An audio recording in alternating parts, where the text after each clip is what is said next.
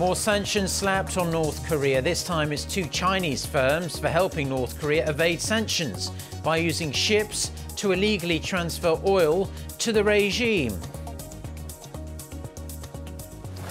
A famous face for a tough job, ex-UN chief Ban Ki-moon has been selected as the head of a committee tasked with cleaning up South Korea's air. The nation has been smothered in dangerously high levels of fine dust for weeks now. Plus, done deal, but with strings attached. The EU agrees on Brexit extension from next Friday until May 22nd, but it's contingent on British lawmakers passing the withdrawal deal. Our top story this morning, the United States is sanctioning two Chinese shipping companies linked to helping North Korea evade sanctions. The move comes amid reports the North has been getting around sanctions through illicit ship-to-ship transactions. Lee Seung-jae starts us off. Amid concerning reports, North Korea has been able to elude both UN and U.S. sanctions via illicit ship-to-ship transfers. The U.S. Treasury Department announced Thursday that it's sanctioning two Chinese shipping companies, Dalian Haibo International Freight and Liaoning Danxing International Forwarding, for aiding the regime in evading sanctions. The Treasury Department says Dalian Haibo provided goods and services to or in support of Pexor Trading Corporation, a North Korean entity previously sanctioned for engaging in metal or coal trade and possibly providing revenue to the regime. Liaoning Danxing operated in the transportation industry in North Korea and used what the U.S. called deceptive practices that helped North Korean procurement officials in the European Union to purchase goods for the regime. It also said that in a related move, it has updated its advisory on North Korea's illicit shipping practices to name dozens more vessels suspected of exporting North Korean coal or engaging in ship-to-ship transfers of oil. U.S. Treasury Secretary Steven Mnuchin said the United States and their allies remain committed to achieving the final, fully verified denuclearization of North Korea, adding that the full implementation of UN Security Council sanctions is crucial to a successful outcome. The last time the U.S. issued sanctions against North Korea was in December, when it targeted Choi Ryong-hae, a close aide to the North Korean leader, for human rights abuses. Lee Seung-jae, Arirang News. Now, it's been nearly a month since the second summit between the leaders of North Korea and the United States ended without a deal. U.S. National Security Advisor John Bolton has now revealed several alternatives were presented to Kim Jong-un by President Trump in Vietnam. Speaking with Breitbart News on Wednesday, Bolton did not elaborate on what the alternatives were, except to describe again the, quote, big deal he said Trump put on the table in Hanoi. Bolton also refused to characterize the summit as a failure, saying the president defended American interests in the face of an unsatisfactory offer from the North. Asked to explain what victory would look like, Bolton reaffirmed the main objective is a denuclearized North Korea.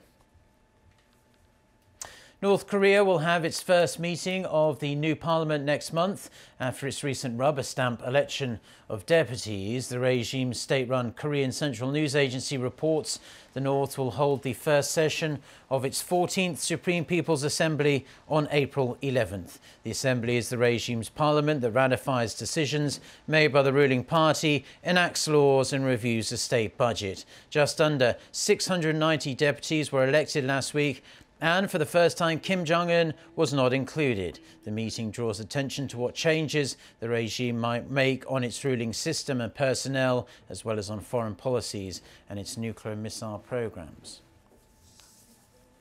North Korean leader Kim Jong-un's close aide is in Moscow, possibly to organize Kim's visit to Russia somewhere down the line. According to sources in Moscow and Beijing, Kim Chang-son, the chief secretary of the regime's State Affairs Commission, arrived in the Russian capital on Tuesday. These same sources say the aide visited the Kremlin for an hour on Thursday. The Kremlin spokesperson refused to comment. This particular aide is in charge of protocols and logistics for Kim Jong-un's summits. His visit to Moscow hints that Kim Jong-un may soon have a summit with Russian President Vladimir Putin to discuss bilateral ties and international sanctions.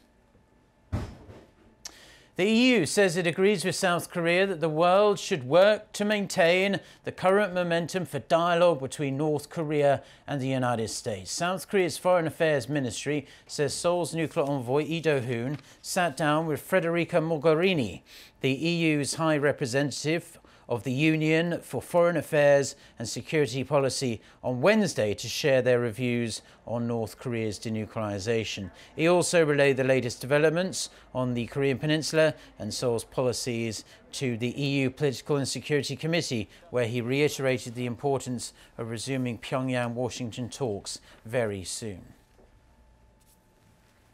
A new anti-pollution government organisation will soon be established to try and tackle at least, South Korea's chronic crisis with ultra-fine dust. And a very familiar face will be leading the team that reports directly to the presidential office. No other than ex-UN chief Ban Ki-moon. Shin Se-min tells us more. Like going to war is how the head of the new government organization described his resolve to fight the fine dust pollution cloaking the nation. Former UN Secretary General Ban Ki-moon, who accepted the president's offer to run the new anti-pollution organization, said that despite concerns about taking the job, he could not sit back and watch the Korean people suffocate. I don't have a solution to the problem yet, but we can settle this if we can accurately assess the source of the problem, find a solution, and carry it out. He then called on individuals, businesses, politicians, and the government to do their part in making the air more breathable. And he said that it's important to first scientifically identify the sources, both local and overseas, and then find targeted solutions. But he said the new organization can't do it alone. All parts of the government have to fight this war with determination. As we take on the dust, there can be no ideology, factions, or borders. A significant part of the fine dust in Korea blows over from China, though it also produces its own at coal power plants and from diesel cars. It's even become a political and economic issue and has been officially designated a social disaster to free up state funds to deal with it. And a local economic think tank has found that fine dust cost the nation some $3.7 billion last year, taking up 0.2% of the country's GDP. Hopes are high that the former UN chief, with his years of experience in international diplomacy and in environment, will eventually help put an end to this chronic issue of fine dust once and for all. Shin Se-min, Arirang News. South Korean scientists have carried out a third of their aerial observations to trace the origins of fine dust concentrations over the Korean Peninsula. Won Jong-hwan takes a closer look at the work being done to try and reduce air pollution in this part of the world. Over the past several weeks, most of South Korea has been hit by heavy concentrations of ultrafine particles, about 6 times higher than the maximum density recommended by the World Health Organization. And every time fine dust smothers the Korean Peninsula, people tend to ask the core question, where has it all come from? The Ministry of Environment saw the necessity of observing the air to draw scientific conclusion about the origin of fine dust and the influence of air quality from the outside of the Korean Peninsula. The National Institute of Environmental Research is using an airplane carrying 9 sets of fine dust analysis equipment to observe particles over the waters between Korea and China. While the state-run laboratory has previously used a smaller plane for limited observation of aerial pollutants, the newly mission was launched to establish a scientific basis for fine dust inflows from overseas through its first independently built medium-sized airplane that can measure fine dust particles in real time. There's equipment with about 100 switches. By getting more people to operate the equipment directly on board, we can get more reliable scientific data than we used to. The mission began on March 9th, and the team will be taking 20 flights during their observations, which will run until the end of the month. But what is especially meaningful is that the Institute plans to use the results in future negotiations with Beijing. When asked about how they can differentiate the origin of fine dust that comes from outside and inside of Korea, they say the flight along the West Sea shows them the difference. We have divided the area into 3 sectors to track the inflow of fine dust. The purpose of the research is to calculate the influx through each sector. It means we can scientifically distinguish where the fine dust is coming from. The purpose of area observations is not about pointing fingers at someone, it's about finding the origin of dust so that eventually joint work with China can help reduce the fine dust levels in the region. 원정환, 아리랑 뉴스, 태안.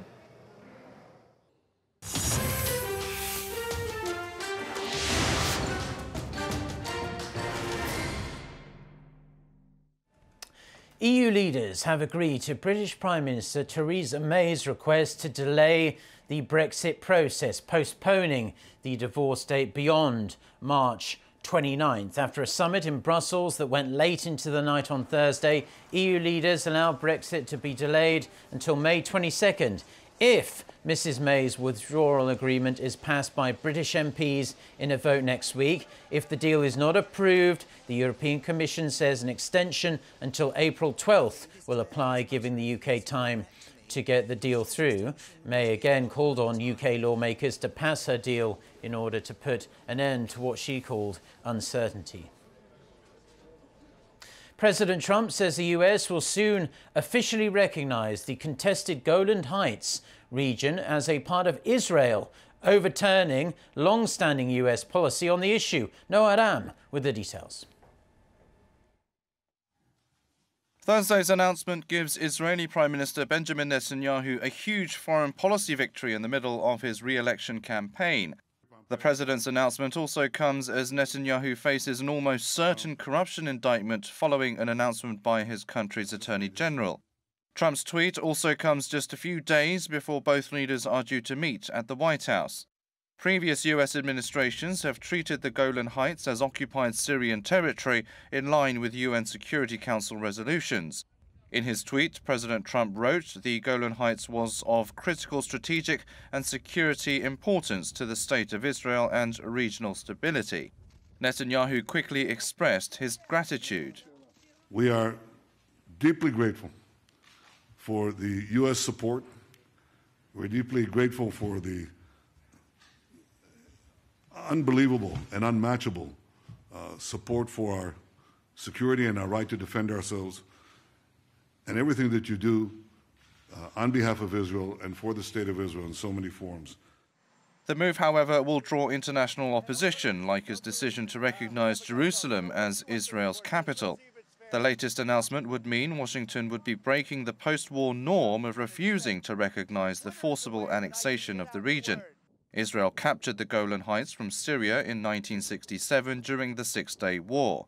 Palestine reacted angrily, with a spokesman for the Palestinian leader saying the decision was another hostile act towards Palestinians. He even described it as part of President Trump's plan to, quote, liquidate the Palestinians' cause. Noah Ram, Arirang News.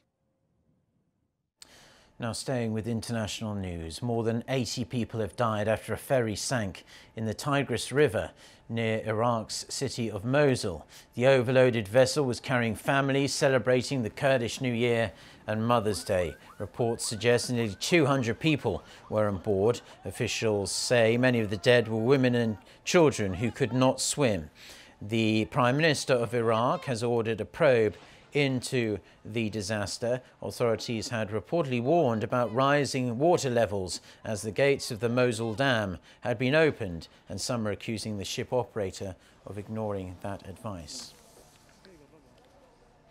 Japanese baseball legend Ichiro Suzuki was showered with cheers on Thursday while taking his final bow after a magnificent career that lasted nearly 3 decades. The 45-year-old received an emotional farewell at a packed Tokyo Dome as he retired following a Major League Baseball game against the Oakland Athletics. Starting his professional career in 1992 in Japan, he moved to Seattle in 2001, becoming the first Japanese player to sign with an MLB team.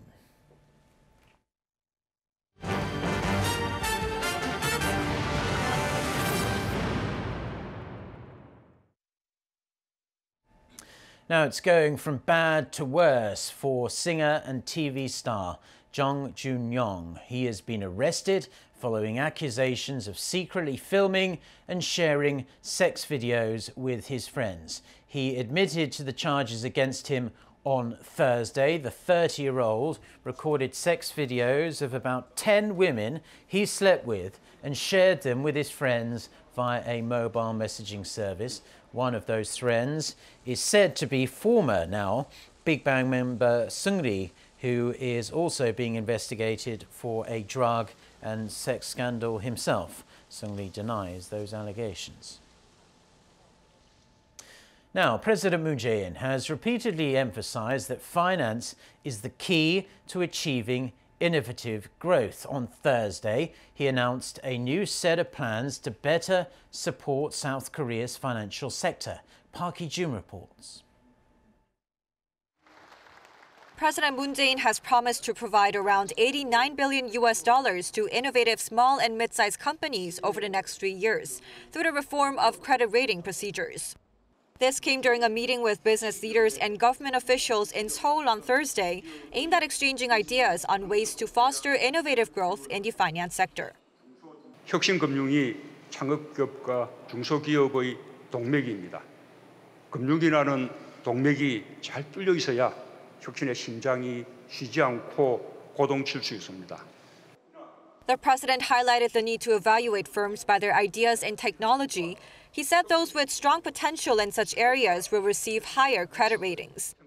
Unlike in the past, they will no longer be evaluated according to real estate. The government will also make it easier for firms to get listed on the KOSDAQ through applying new standards that reflect their source technology and funding potential. With that, he expects 80 more innovative companies to be listed on the exchange within 3 years.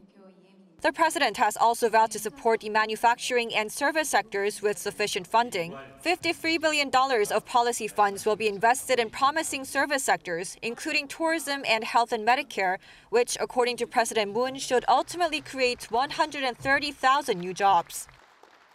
President Moon says such measures are necessary to build a strong finance sector, which he says is the key to leading the fourth industrial revolution. At the core of his plan is making sure that businesses with the innovative ideas and technology get the chance that they deserve. Park Hee-jun, Arirang News. Now, South Koreans have gathered to honor the soldiers who lost their lives defending the country against attacks from North Korea at a ceremony marking West Sea Defense Day. Around 7,000 people, including bereaved family members, the Defense Minister of South Korea and military personnel are taking part in a ceremony at the Daejeon National Cemetery. South Korea designated the day to commemorate those who lost their lives during the provocations, including the Second Battle of Yeonpyeong in 2002, the torpedo attack on the Cheonan warship in 2010, which killed 46 South Korean sailors, and the shelling of Yeonpyeong-do Island later that year. Now, on a happier note, the South Korean men's football team will try to get back to winning ways when they face Bolivia on Friday evening. South Korea, 38th in the FIFA rankings, will welcome 60th placed Bolivia for a friendly in the southeastern city of Ulsan.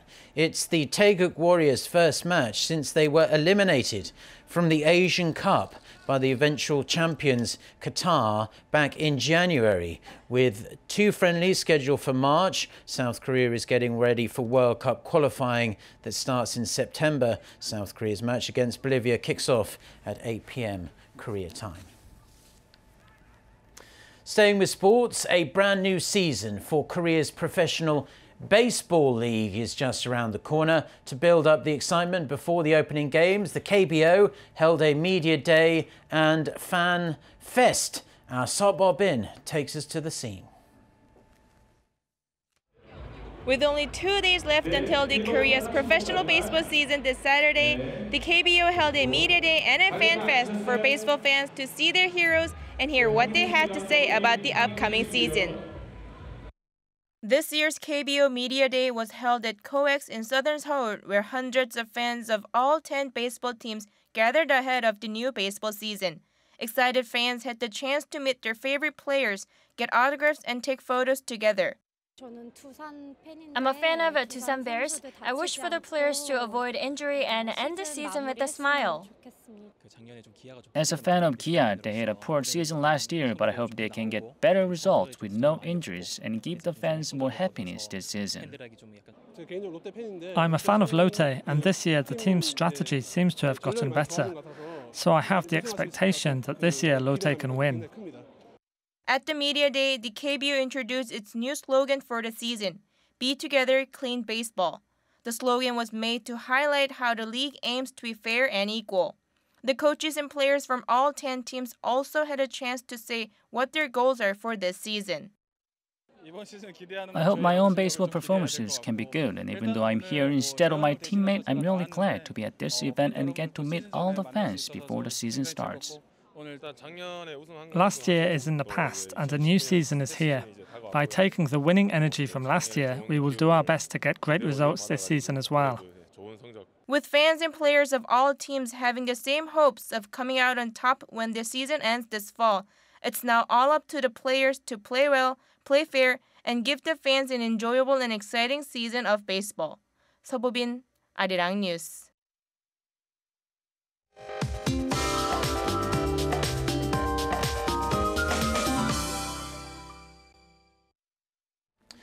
Weather time now, so let's connect to our Lee Ji-hyun, who's standing by for us at Seoul Grand Park. I believe she's in the zoo part at the moment. I've been there many times with my family, and it's a good day out. Ji-hyun, we saw you shivering cold this morning. You're still in your warm jacket, so I suppose it isn't that warm yet. Before, you had the great view of the lake there, but now you're surrounded with a bunch of wild animals. So just tell us, are you still cold? Good morning, Mark. Yes, of course, there's still chill in the air despite the strong sunshine that's shining down on me. And about the Seoul Grand Park, well, did you know, Mark, that Seoul Grand Park is actually the first and the largest theme park here in Korea with the zoo and their famous botanical garden. So it's definitely worth of checking it out, especially those in the capital area. But if you plan to do so this weekend, please dress warmly because chilly conditions will remain through the weekend. And let's talk about today's weather conditions.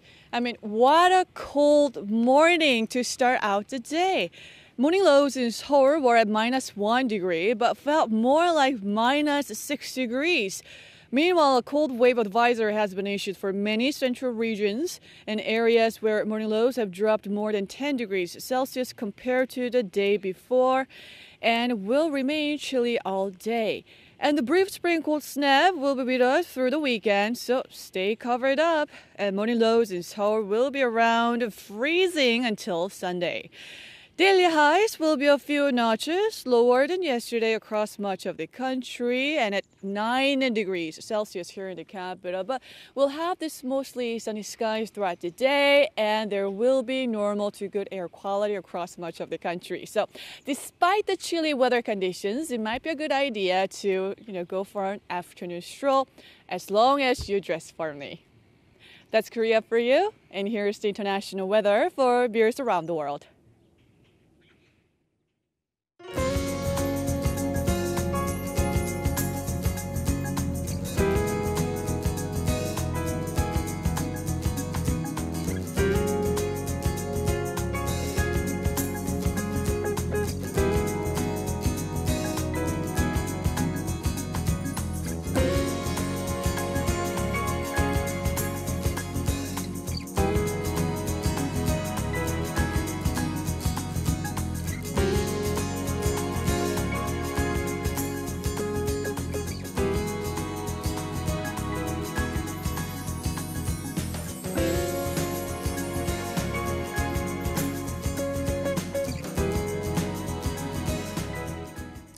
Well, that's all the news and weather we have for now on this Friday morning here in Seoul.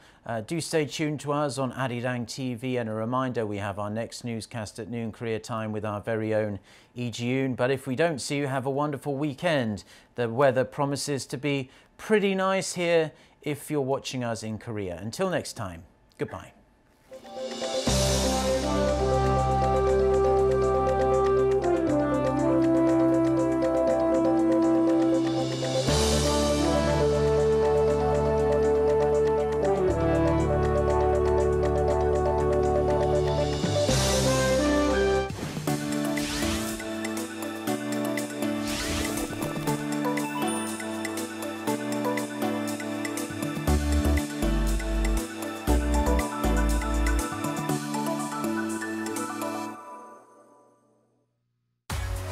2019 New Arirang. Arirang TV has prepared a new lineup of programs. 5-project renewal plan. The eyes of the world are on the Korean Peninsula. Diverse news and current affairs programs will keep you up to date on issues concerning